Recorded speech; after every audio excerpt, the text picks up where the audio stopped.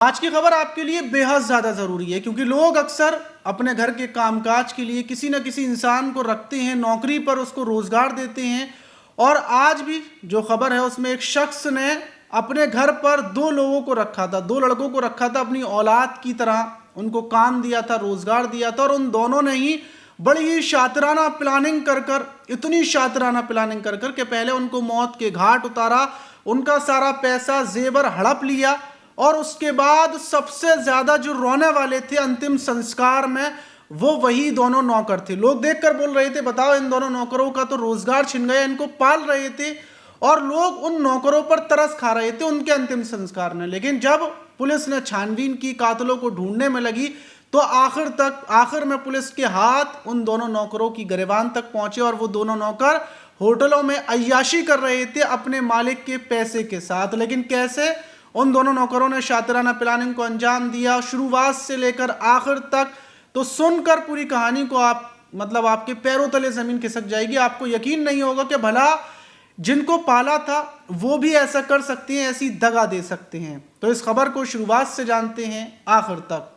तो दोस्तों, मेरा नाम माज है, उम्मीद है कि आप सब अच्छे होंगे, सुरक्षित होंगे। और जो आज की खबर है उसकी शुरुआत में जो हमारे ख़ास मेहमान हैं वो डॉक्टर अखिलेश शर्मा जी हैं, जो हमारे बिल्कुल ख़ास और बिल्कुल करीबी हैं। और डॉक्टर अखिलेश शर्मा जी का एक फेसबुक पेज भी है जिसको आप फॉलो कर लेना, वो नीचे मैं नाम लगा दूंगा, क्योंकि डॉक्टर साहब के पेज पर एकदम सच्ची खबरें और सच्ची जो बातें होती हैं वो पता चलती हैं और जिससे आपको बहुत कुछ सीखने को मिलेगा। और ख़ास वजह डॉक्टर साहब की यहाँ पर आने की ये है कि जो मालिक थे, जिन नौकरों ने इस घटना को अंजाम दिया, वो डॉक्टर साहब के बिल्कुल करीबी थे, खासम खास थे, घर के सामने रहते थे, करोड़पति थे, बड़ा बंगला था, आलीशान सब कुछ था। लेकिन कैसे उनकी ज़िंदगी बदली और वो यहाँ से मैं भी रहता हूँ फिरोज़ाबाद में, फिरोज़ाबाद से दूसरी जगह कैसे पहुँचे और नौकरों ने कैसे दिया, आगे की खबर डॉक्टर साहब की मुँह ज़बानी। बताइए डॉक्टर साहब, क्या नाम था, कैसे थे वो? साथियों, राजकुमार उपाध्याय रैना निवासी, जिन्होंने अपनी कुछ प्रॉपर्टी को फिरोजाबाद से बेचा, उनके पास पहले से संकित नाम का एक साथ एम्प्लॉय रहता था, जिसको वो लोग बच्चे की तरह अपने पालते थे, बच्चे की तरह उसको रखा। उसके बाद जो है इनकी जब मौत होती है उसके 3 दिन पहले संकित एक और लड़के को, मोहल्ले के ही प्रशांत नाम के युवक को ले आया और ये दोनों साथ रहने लगे। ये लोग जो है साथ में खाते थे, इनके हर शौक को राजकुमार उपाध्याय जी पूरा करते थे। लेकिन ये नहीं सोचा था कि ये इतनी बड़ी गद्दारी करेंगे और नौकर शब्द से लोगों का विश्वास उठ जाएगा, इस तरह का ऐसा सोचा नहीं था। लेकिन जब ये उस पैसे को देखते हैं कि इनके पास पैसा बहुत सारा है और ये जो है शास्त्रीपुरम में एक फ्लैट लेकर, मतलब यहाँ से डॉक्टर साहब, ये जब ये फिरोजाबाद में आपके घर के सामने रहते थे, तो अभी सुना है कि थोड़े दिन पहले ही गई थी ये? हाँ, अभी थोड़े दिन पहले, एक नौकर को लेकर गए थे ये 2 माह पहले जब वहाँ गए, एक नौकर को लेकर गए थे। क्या काम किया इन्होंने वहाँ पर जो है इसका परचूनी का काम स्टार्ट कर दिया था। 2 लड़के थे, यही पूरा काम संभालते थे, यही कैश संभालते थे। लेकिन इन लड़कों की नियत उनके अकाउंट्स पर, उनके रखे हुए पैसों पर, उनके जेवर पर पड़ गई। इसके बाद जो उनका बेटा है वो फिरोजाबाद में ही सबसे ज़्यादा रहता था, वो भी आपके बिल्कुल करीब है? हमारे बिल्कुल करीब है, हमारे एक भतीजे के ये रिश्तेदार हैं, जिनके एक लड़का और एक लड़की है। लड़की यही चौकी गेट में ब्याही है और ये बेटा है, बहुत सीधा लड़का है। तो लड़का अपने काम के सिलसिले में फिरोजाबाद में ही रहता था। जब लड़का फिरोजाबाद आया, 9वीं के भंडारे के चक्कर में ये लोग आ गए और अपने 17 सितंबर को के पहले 17 सितंबर को ही ये घर आया। ये नौकर उनको छोड़ने के लिए आया। छोड़ने के बाद आगरा में कुछ दूर तक छोड़ने के लिए आया, बस में बिठाने के लिए। और इसके बाद जब वापस गया, वापस जाने के बाद ये लड़का इधर आ गया। फिर इसके बाद सीधी इनके पास पुलिस की खबर आती है कि आप जो है तुरंत आ जाओ। जब ये लड़का वहाँ पहुँचता है तो पुलिस भी वहाँ पे होती है और पिता की छत बिछत लाश को देख करके लड़के के जो है आंसू निकलने लगे। उसकी माँ पहले से नहीं थी। जब पिता की हालत देखी तो पूरे में खून ही खून फैला हुआ था, कई चाकू छाती में घोंपे गए थे और वो हालत थी कि जो आप देख नहीं सकते। तो लड़के को तो शक नहीं हुआ, लेकिन पुलिस ने, जो सिकंदरा की पुलिस आई, उसने भी अपना रोल ये अदा किया कि पकड़ तो लिया, लेकिन ना तो पैसा बरामद कराया, कुल 5,000 रुपये पुलिस ने या 5500 रुपये पुलिस ने दिखाए हैं, ना ही जो है उन लोगों को पकड़ा है कि जिनके पास ये पैसा गया, कितने लोग शामिल हैं उसमें, और आज के डेट में जो पता चल रहा है कि उसने अपने घर वालों को दे दिया पैसा, उन्होंने अपने कर्जे भी चुका लिए और ये लोग भी अपने यहाँ से भागने की फिराक में हैं। लड़के तो जेल चले गए, लेकिन पैसा किसके पास है यह पहेली अटकी हुई है। कितना पैसा गया, कितना पैसा गया है? 32 लाख का तो ये यहाँ से बेच के गए थे और इनके पास गोल्ड भी था। इसके पहले अकाउंट में भी उनका बहुत सारा पैसा था, लेकिन पुलिस ने कोई भी जवाब देना उचित नहीं समझा। आशीष ने कई बार जो है थाना सिकंदरा में जाकर के और इंस्पेक्टर क्राइम जिन्होंने ये जांच की थी उनसे भी बात करने की कोशिश की, लेकिन पुलिस बिल्कुल चुप्पी साधे हुए है। और पुलिस ने उन दरिंदों को, जिनकी हालत इनको ऐसी करनी चाहिए थी कि जिससे द्वारा कोई आदमी करने की सोच ना पाए, उनको बढ़िया चाय नाश्ता कराते हुए बढ़िया प्यार से जेल तक भेज दिया गया है। और वे लड़के अपने जेल में जाकर के आराम से रह रहे हैं, क्योंकि वो पैसा का वीडियो भी आया है कि जिसमें होटल में पूरा उड़ा रहे हैं, गीत हो रहे हैं, डांस हो रहा है, खूब अय्याशी की इन्होंने। और आज भी वो पैसा इन लोगों के कब्जे में कहीं है। पुलिस ने क्यों अपना मुंह बंद कर लिया, क्यों अपनी आवाज बंद कर ली? सिकंदरा पुलिस पूरी तरह से इसके घेरे में है, शक के घेरे में। क्योंकि आज हम देखते हैं कि एक मामूली से केस में जो है गोली मार दी जाती है, पिंचर कर दिया जाता है, लेकिन इतने बड़े केस को अंजाम देने वाले मुस्कराते हुए अभी पुलिस की जो है सुरक्षा और अभिरक्षा में जाकर के जेल गए हैं। उनके ऊपर ना उनसे दबिश दी गई, ना उनसे पूछा गया, ना उनकी जो है इस तरह से पूछताछ की गई कि रिमांड ली गई।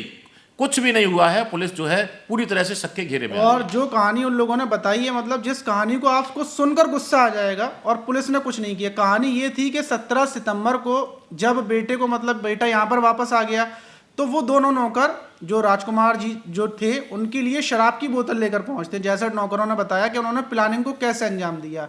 शराब लेकर पहुंचते हैं, खुद भी पीते हैं और उनको पिलाते हैं, बातों में मिला करके पीजिए मतलब, और ऐसे पिलाकर उनको नशे में धुत कर देते हैं। फिर प्लानिंग के तहत पहले तो उनके सीने पर लगभग 6 बार चाकुओं से वार करते हैं, और फिर प्लानिंग के तहत उनको खड़ा करते हैं मारने के बाद, और फिर उनके सर को जो फर्श था उस पर मारते हैं। मारने के बाद वहाँ से सारा पैसा लूटकर, और यूपीआई से जो पेमेंट था वो मतलब अपने फ़ोन में पैसे ट्रांसफ़र करते हैं, जो जेवरात थे वो लूट कर अपने अपने घरों पर पहुँचते हैं। इधर अभी किसी को कानो कान खबर नहीं थी कि जो राजकुमार हैं उनकी मौत हो चुकी है। अब एक दिन गुजरता है, दूसरा दिन गुजरता है, तीसरे दिन मोहल्ले वालों को बदबू लगना शुरू होती है। मतलब ये आखिर इतनी ज़्यादा बदबू क्यों आ रही है? क्योंकि खून अंदर बाहर की तरफ आ रहा था, और जब बदबू लगती है तो मोहल्ले वालों का ध्यान घर की तरफ जाता है। पुलिस को फ़ोन किया जाता है, सिकंदरा थाने की पुलिस पहुंचती है। गेट को बाहर से, क्योंकि गेट बाहर से लगा हुआ था, गेट को खोलकर अंदर घुसते हैं, और अंदर पूरा खून ही खून, बदबू। अब जो पुलिस थी, अब पुलिस को मतलब ये था कि भाई कातिल कौन थे। पुलिस सीसीटीवी कैमरास की रिकॉर्डिंग वगैरह निकालती है, अपराधियों को ढूंढने में लगती है। और दूसरी तरफ जो पोस्टमार्टम रिपोर्ट होती है उसमें पता चलता है कि 6 वार किए गए हैं। पहले तो पुलिस को ये लगा था कि मतलब नशे की वजह से शायद गिरे होंगे, क्योंकि वहाँ पर शराब की बोतल रखी थी और गिरने की वजह से मौत हुई होगी। लेकिन जब पोस्टमार्टम रिपोर्ट हुई उसमें पता चला कि 6 बार चाकुओं से सीने पर वार किए गए हैं, तो साफ हो जाता है कि किसी ने लूट की है और फिर हत्या की है। पुलिस अपराधियों को ढूंढने में लगी हुई थी, लेकिन पुलिस को शक नहीं था कि जो 2 लड़के, जिसमें एक का संकेत और दूसरे का नाम प्रशांत, ये दोनों लड़के शामिल हैं। दूसरी तरफ अंतिम संस्कार होता है, अंतिम संस्कार में ये दोनों शामिल होते हैं और बहुत ज़्यादा रोते हैं। ना बेटे को शक होता ना किसी और को। वहीं पुलिस जब रिकॉर्डिंग निकालती है कि घर से जो निकल रहे हैं वो कौन है, तो 2 लड़के दिखते हैं, और जो यूपीआई से पेमेंट किया गया था जो राजकुमार के फ़ोन से, वो नंबर निकाला जाता है, तो वो नंबर निकलता है संकेत का और प्रशांत का। पुलिस अब इन दोनों को गिरफ्तार करती है। तब इस घटना का और इस दरिंदगी का खुलासा होता है कि कैसे उन्होंने प्लानिंग को अंजाम दिया और कैसे ही सब कुछ किया। लेकिन अब जो 32 लाख रुपए थे राजकुमार के पास, जो यहाँ से घर बेचकर गए थे, वहाँ पर बड़ा सा कारोबार किया था, रोज़ की जो दुकानदारी के पैसे थे वही होते हैं 30, 40, 50 हज़ार रुपये, उसके बारे में कुछ पता नहीं चला। घर में जो जेबर था उसके बारे में कुछ पता नहीं चला। बस पुलिस ने थोड़ा बहुत पैसा दिखाया है, लगभग 40,000 रुपये दिखाया है, और थोड़े बहुत पैसे ये दिखाए हैं, 5500 रुपए दिखाए हैं, बस केवल 5500 रुपए, और चेन वगैरह जो उसकी अखबार में 40,000 रुपये बताए गए हैं, लेकिन दिखाए नहीं है। और परिवार को कुछ भी नहीं मिला। परिवार के घर जो लड़की, जो राजकुमार थे, उनकी जान भी चली गई, जो पैसा था वो भी चला गया। ऐसा होता है किसी की जान चली जाए तो शायद पैसा वापस आ जाए। और जो अपराधी थे उनको कोई सजा नहीं मिली। आप उनको देख सकते हैं, नॉर्मल खड़े हुए हैं। अगर कोई यहाँ पर फिरोजाबाद के अंदर या फिर आप कहीं पर भी हैं, कहीं पर होते हुए अगर आप किसी से झगड़ा कर दें, लड़ाई कर दें, तो पुलिस एक डंडा मार देती है। वो लंगड़ाता हुआ आता है अपराधी, उसके पैरों में डंडे मारे जाते हैं, नहीं होता तो पैर में पुलिस गोली मार देती है। लेकिन इन दोनों अपराधियों की, जो अभी छोटे हैं, इन दोनों के साथ कुछ भी नहीं हुआ और बड़े आराम से ये लोग जेल गए हैं। ना ये लंगड़ाए, ना इनके गोली मारी गई, बल्कि इनको तो ऐसा लगा कि हमने इतना बड़ा कांड कर दिया, कुछ भी नहीं हुआ, हमारे परिवार का कर्जा उतर गया, हमारा परिवार मौज में है, खुश है, और परिवार के पास जो पैसे हैं उससे बेल करवाकर, ये जमानत करवाकर बाहर छुड़ा लेंगे। डॉक्टर साहब अभी ऐसा ही हो रहा है। कल मुझे एक लड़का मिला था जिसने अभी कुछ दिन पहले अपनी चाची की चाकू से रामगढ़ में ही घोंप कर उसकी हत्या की थी और अब वो बड़े आराम से बाहर घूम रहा है। तो मतलब हत्या ऐसी हो गई है, कोई किसी को मारकर चला जाए और बड़े ही आसानी के साथ वो बाहर आ सकता है अगर पैसे हैं। अब बताइए। बिल्कुल इसी तरह का ये मामला है और इस मामले में कायदे से हम लोग जो है प्लान किया है कि उनका बेटा भी बहुत परेशान है, उसको लेकर के बहुत जल्दी हम लोग पुलिस कमिश्नर सम्माननीय दीपक जी से मिलेंगे और इसकी पुनः विवेचना के लिए उनसे निवेदन करेंगे।